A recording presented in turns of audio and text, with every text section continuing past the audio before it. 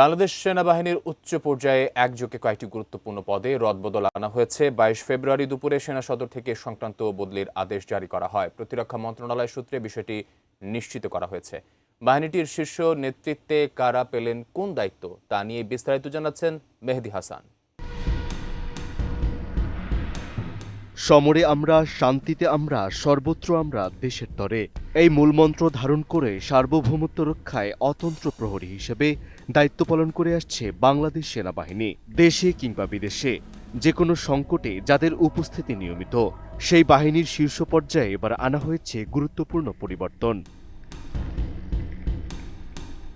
প্রতিরক্ষা মন্ত্রণালয়ের একটি সূত্র থেকে জানা যায়, আর্মি ট্রেনিং অ্যান্ড ডক্ট্রিন কমান্ডের জিওসি লেফটেন্যান্ট জেনারেল মাইনুর রহমানকে সেনাবাহিনীর চিফ অব জেনারেল স্টাফ হিসেবে নিয়োগ দেওয়া হয়েছে।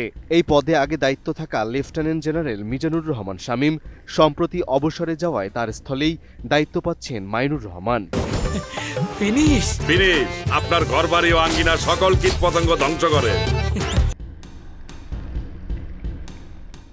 একই আদেশে চট্টগ্রামের 24 পদাতিক ডিভিশনের GOC major general Mir Mushfiqur রহমানকে লেফটেন্যান্ট জেনারেল পদে সশস্ত্র বাহিনী বিভাগের প্রিন্সিপাল স্টাফ অফিসারের দায়িত্ব দেওয়া হয়েছে। এই পদে দায়িত্ব পালন করা লেফটেন্যান্ট জেনারেল এসএম কামরুল হাসানকে রাষ্ট্রদূত হিসেবে দায়িত্ব দিতে পররাষ্ট্র মন্ত্রণালয়ে বদলি করা হয়েছে। এই রদবদলের ধারাবাহিকতায় পরিবর্তন এসেছে সামরিক গোয়েন্দা সংস্থা ডিজিএফআইয়ে। ব্রিগেডিয়ার জেনারেল মোহাম্মদ কায়সার রশিদ চৌধুরীকে মেজর জেনারেল পদে পদোন্নতি দিয়ে ডিজিএফআই এর নতুন মহাপরিচালক হিসেবে নিয়োগ দেওয়া হয়েছে। বর্তমান মহাপরিচালক মেজর জেনারেল মোহাম্মদ জাহাঙ্গীর আলমকে রাষ্ট্রদূত হিসেবে পররাষ্ট্র মন্ত্রণালয়ে ন্যস্ত করা হয়েছে। এদিকে 24 পদাতিক ডিভিশনের জিওসি পদে নতুন দায়িত্ব পাচ্ছেন ইস্ট বেঙ্গল রেজিমেন্টাল সেন্টারের বর্তমান commandant major general Ferdous Hasan Selim. আর দিল্লিতে বাংলাদেশ হাইকমিশনে প্রতিরক্ষা উপদেষ্টা হিসেবে দায়িত্বরত ব্রিগেডিয়ার জেনারেল মোহাম্মদ হাফিজুর রহমানকে মেজর জেনারেল পদে পদোন্নতি দিয়ে যশোরের 55 পদাতিক ডিভিশনের জিওসি করা হয়েছে।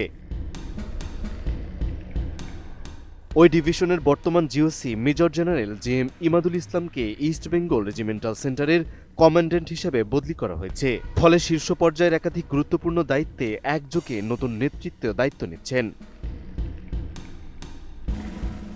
রাষ্ট্র সংস্কারের চলমান প্রক্রিয়ায় আইন শৃঙ্খলা ও স্থিতিশীলতা বজায় রাখতে সেনাবাহিনীর শীর্ষ নেতৃত্বে এই নতুন বিন্যাস গুরুত্বপূর্ণ ভূমিকা রাখবে বলে মনে করছেন বিশ্লেষকরা।